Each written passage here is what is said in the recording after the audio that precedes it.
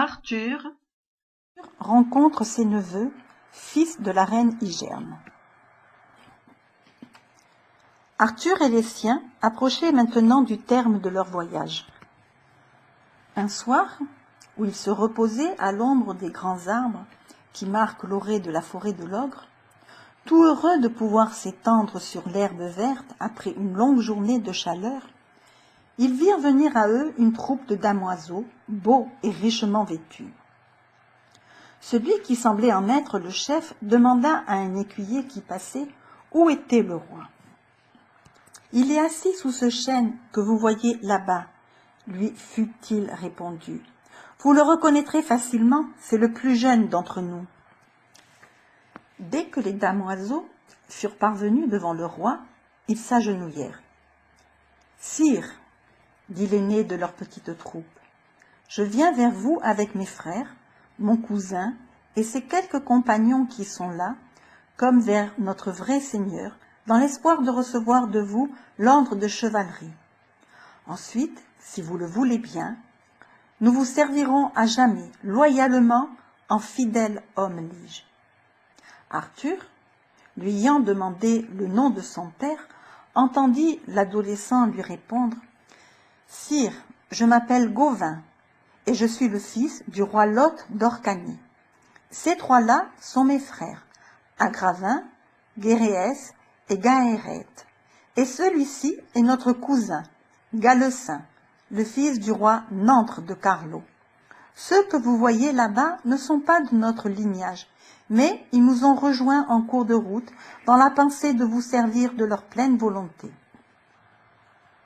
Voici les deux Yvains, l'un et l'autre fils du roi Urien de Gore, que d'Estro et Caerdin, tous deux comtes, Dodinel, le chasseur sauvage, l'un des chasseurs les plus fins et les plus ardents de Bretagne, dont le père, le roi Bélinan, règne sur la Nord-Galès. Ce dernier, enfin, au visage souriant, si fier et si bien pris dans sa taille, est Sagremort, le propre neveu de l'empereur de Constantinople, qui a traversé la mer pour recevoir ses armes de votre main. Ah, s'il le veut, nous serons compagnons à jamais, lui et moi, car je ne connais personne de meilleur ni de plus hardi. Certains nous blâmeront peut-être d'avoir abandonné nos familles alors qu'elles se trouvaient dans une situation périlleuse, car les cernes ont envahi les marges de votre royaume et menacent vos vassaux, sire. Le saviez-vous? Mais nous n'avons pas cru fort faire à l'honneur en les quittant pour vous, qui êtes leur protecteur naturel de par Dieu. Votre conduite vous a été inspirée par le ciel, répondit Arthur, car c'est pour chasser les Cènes que j'ai regagné moi-même si activement le royaume de l'Ogre.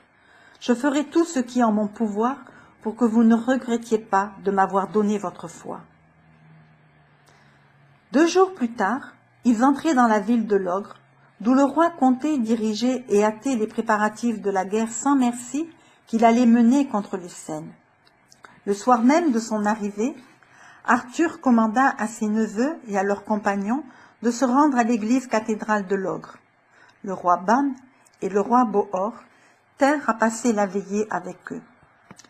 La messe dite à l'aube, le roi Arthur pendit au flanc gauche de Gauvin l'épée qu'il venait de conquérir sur le duc Frol, marmiadoise, l'épée de lumière.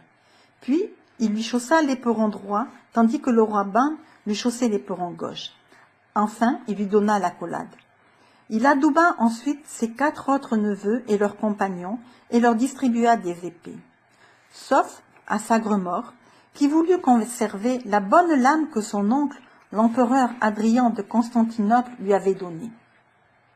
Enfin, chacun des nouveaux chevaliers adouba à son tour les gens de sa maison.